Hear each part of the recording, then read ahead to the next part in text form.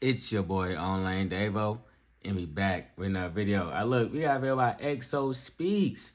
They hate him for saying this about white America.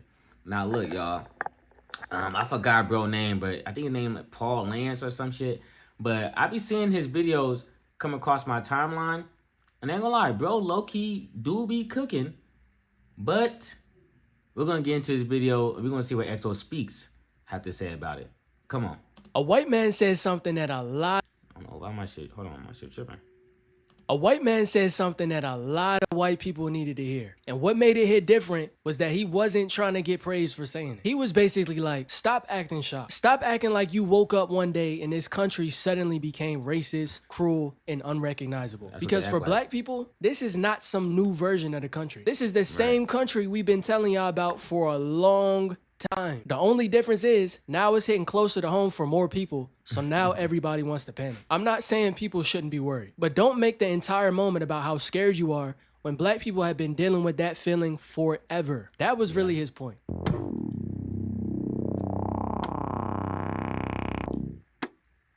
I don't want to see one more white creator clutch their pearls or tell me how they're horrified or how they want to leave the country and how you're having a mental breakdown and how it's too much to handle about what's happening in this country. I don't want to hear a goddamn thing about it. I truly don't. You got a fraction of a fraction of a fraction of an inch what it's like to be black in this country. Not for real though. Feels pretty shitty, doesn't it? Yeah, it does. And that's the part they rather act like isn't true. When people finally get a glimpse of what it feels like to know the people in power don't have your back, it's not funny anymore. But it's definitely not new. Black people have been there. Our parents already know what it feels like. Our grandparents had it even worse because back then people were way more open about where they stood. So when people act shocked like this came out of nowhere, it just shows that you have not been paying attention. Because damn, yeah, that's the crazy part too. Like, I be thinking like, damn, like this shit was 20 years ago, 40 years ago, 60 years ago. Like, this shit is within people lifetimes. This shit is 2 to 3 generations ago. And even further than that, from the traumatic aftermath and the traumatic generational trauma that spilled over from being fucking enslaved. You feel me? Shit, like, yeah, it's so crazy too because you'll have someone really try to have a conversation with you and they won't know nothing they're talking about regarding the history of this country when it relates to black people and the political disenfranchisement, the food deserts, the redlining, the not getting bank loans for housing. They would sit there, have a conversation with you, not knowing none of that shit. And they get all the information from Instagram.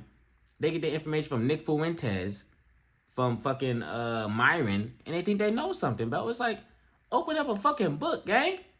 I had to tell one dude, he's trying to have a conversation with me, and I don't know what he was on, but he's trying to have a conversation with me about, like, you know, black people and poverty and shit like that, and how, like, you know, he think we should all just come together and shit like that. I said, look, bro, before we even have this, cause I was talking to him, like, look, first off, do you even know what redlining is? He said no. I said, look, search up redlining, and then we'll have a conversation. You feel me? He searched it up. We had a conversation. Then I told him to search up some more shit. Because he wanted to talk about the party switch. Okay, I said, okay. Search up the New Deal and see what happened after the New Deal and the ramification of that. Because she was like, oh, the KKK started the Democratic Party and all that shit. It's like, that's how I know you an Instagram nigga, bro. That's how I know you get all your information from Instagram. Stop talking to me, bro. You know what I'm saying? Because it's like, I can see why, you feel me, my people be getting hot. I can see why the OGs be getting hot. Because it's like, bro, I lived through it, and I know this information, and you trying to tell me something different? Nigga, please. Because none of it was affecting them, so they didn't care. And what made the video hit even harder is when he explained why we're here in the first place. He said white people, especially white men, had plenty of chances to stand with black people and other minorities when racism was not directly affecting them. But most of them chose not to. They stayed quiet because they were comfortable. Do you know why we're here? It's because our demographic, primarily white men who this land was designed to benefit, didn't stand up with people of color, with our black brothers and sisters. with the Native Americans, with minorities, because it didn't affect them. That's why we're here. There is the class war, eat the rich, yes. This is about the original sin of this country. Make America white again, because that's what they want. Last night I was on a live, and this lady was just heartbroken. She's like, I don't know, like we had, 75 years of progress, and it's all being taken away. And I asked a question, and I think it's the right question. Was it progress, or was it just suppressed? And that's how this stuff keeps growing. Not just Hello. because of the loud racist Hey. people. Those people are easy to point out. You know That's a good exactly question. who they are. I'm talking about the people who hear racist jokes and laugh it off. The people who know their family says crazy stuff about black people but never say anything because they don't want to make dinner awkward. The people who see something unfair happening and convince themselves that it's not their place to get involved. At some The people that sit in your face, laugh and joke with you, but participate in little racist jokes and shit. Those are the ones you gotta watch out for. And it's like, you don't really know, do you? Like, you don't really know if this person real or not. You don't really know how they operating until a situation comes and they show their true colors. You feel me? That's why I'm talking about race. Hey, look, if there's an opportunity to talk about race, I'm discussing it.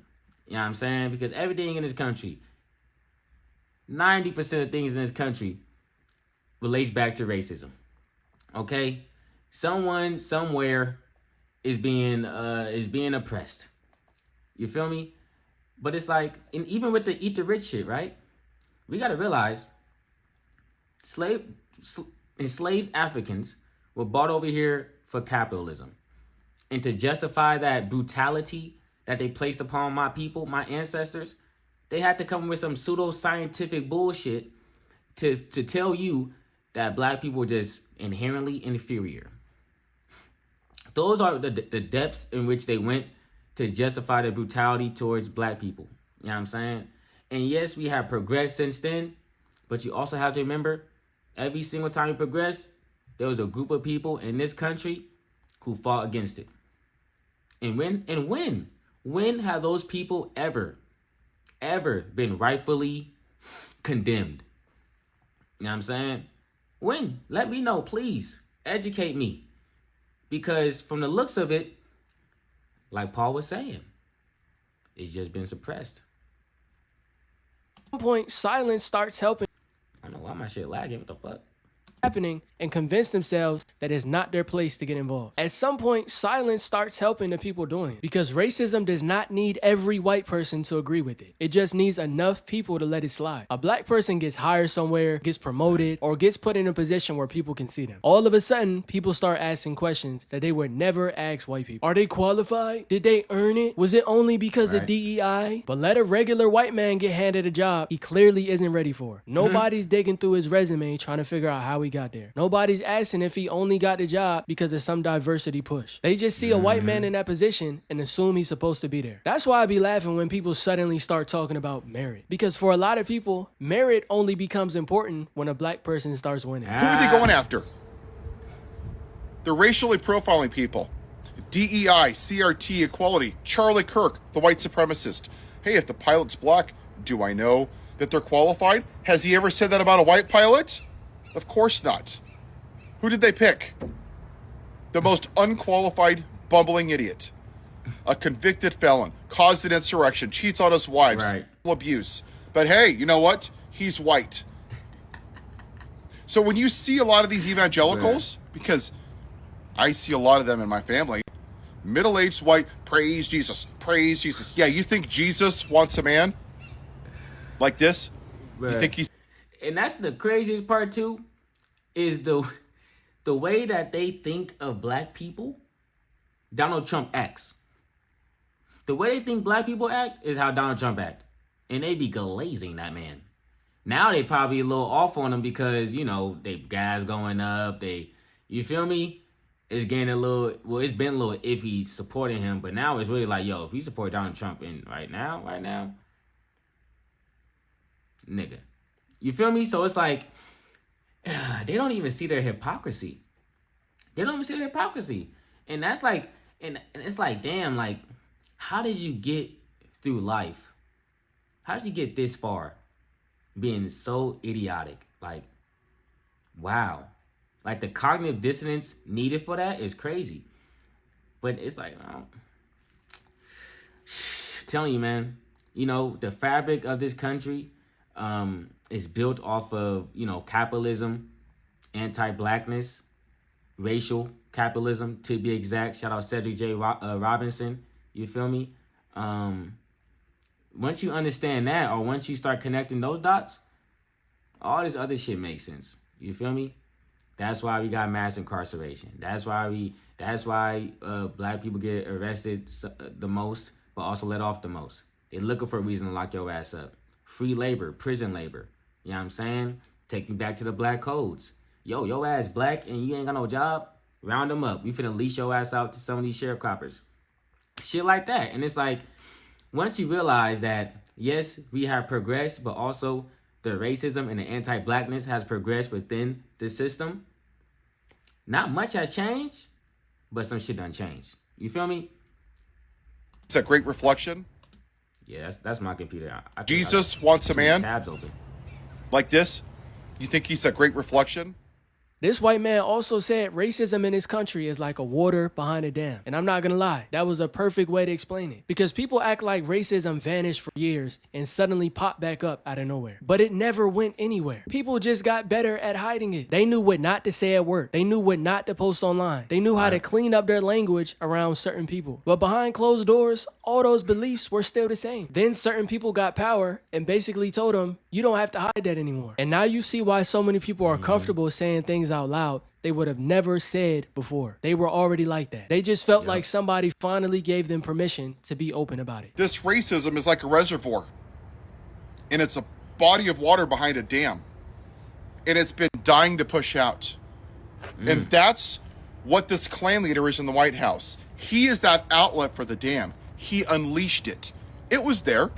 Our neighbors, our friends, our family, they were always racist. He just said, hey, little Billy, hey, it's okay. Don't hide anymore. Take off your white hoods. Don't hide your face. Do it in public. And this is why you got to pay attention whenever people start throwing around traditional values. Because when you first hear it, it sounds harmless. Family, faith, morals, all of that. But a lot of time, what they really mean is when white people had more control and everybody else had less say in what was going on. They don't usually say it like that, though. They wrap it up in words like tradition, patriotism, protecting the country, or saving America. But when you really listen to what they're upset about, it really comes down to black people having more room to exist. When you hear these people swear America's in danger. These, oh my gosh. And I'm telling you, that's that white supremacist ideology. You know what I'm saying? They have been coddled within a system that was tailored towards them for them to think that they are the savior, for them to think that they are the prototype. You know what I'm saying? They are the blueprint. Like, no, bro. No. That ain't it. It ain't it, man.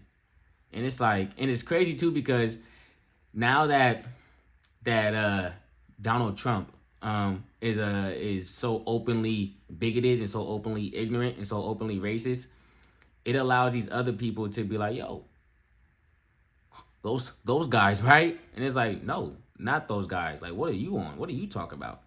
You know what I'm saying? These people be so racist. They be having so much bigoted ideologies that they expect you to have it. They've been honing it in for so long. They think every person got those same type of thoughts. I'm like, no, I don't feel no type of way about Asians. I don't feel no type of way about Indians. I don't feel no type of way about Hispanics. You feel me? Unless I see something to feel some type of way about it or to speak on it. But in my day-to-day life, live yours, live mine, stay out my way, I stay out your way. You feel me? And it's like, unless you're actively participating in the white supremacy system, unless you're actively going against black people's progression, I ain't got nothing against you. You feel me? Live your life, have your thoughts.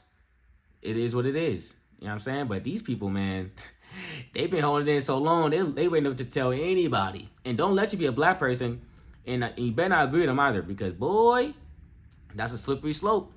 You agree with them about ICE, they're going to come with you about some Asian shit. You agree with them about some Asian shit, they're going to come with you about some Indian shit. You agree with them about some Indian shit?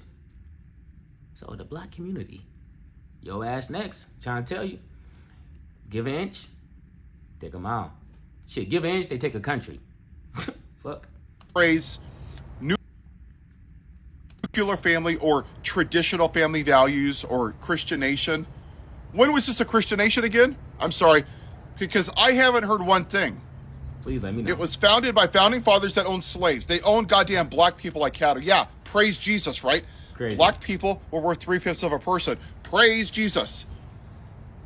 Only 21-year-old white men?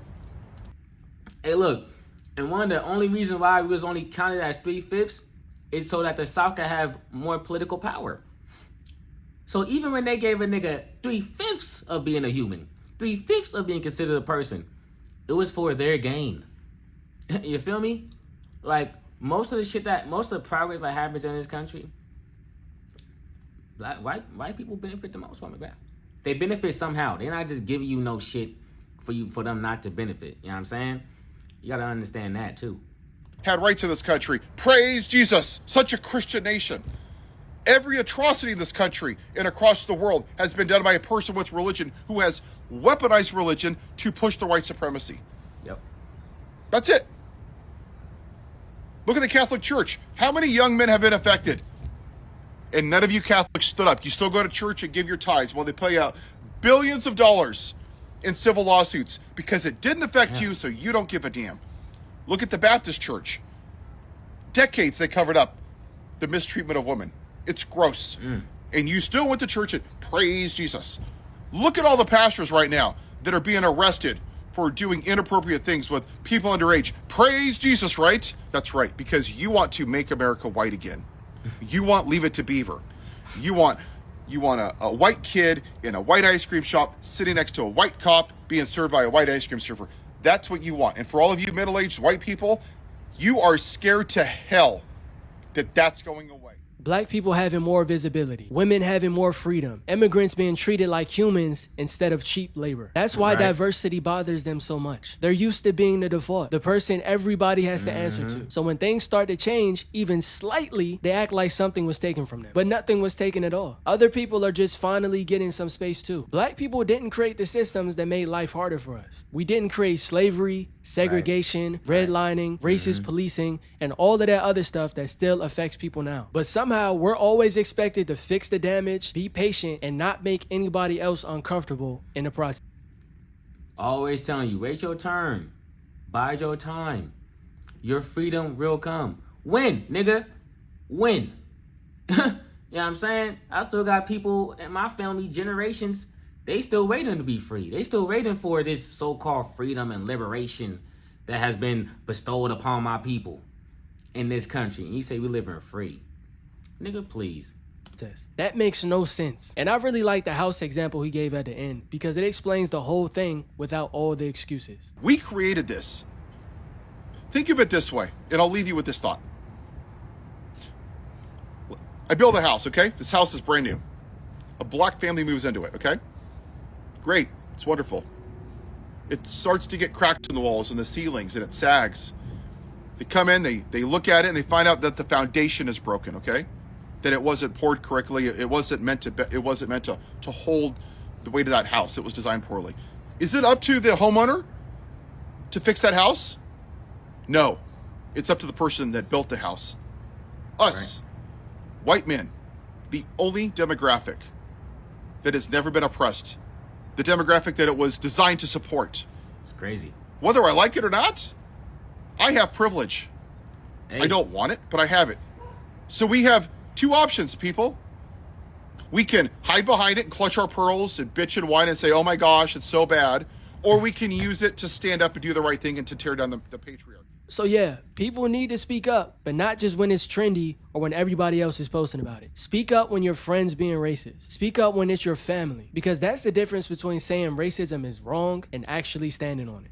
Yep. White Christian. Oh, that was not supposed to be playing.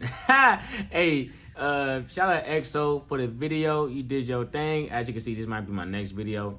Yeah, Paul was cooking, bro. Paul was cooking. If this country wants to make a change, white people gonna have to lead that charge. Black people done showed y'all how to do it. Now imagine if the whites done did it. Now imagine if white people, I ain't gonna say whites because, you know, I don't like people saying blacks, so I ain't gonna say whites. But imagine if white people did it. You feel me? Ask yourself that. You know what I'm saying? For all you white women that's laid up with a white man with these conservative views, but you're a liberal and you think y'all could just, get on by and just live life. All right. Okay. I don't know, man. It's like all the information is out there, but you have to be willing to give up your comfort to let other people get comfortable. And if you're not willing to do that, don't come to me complaining about the current state of the country because you're helping it stay that way. I'm gone. Peace.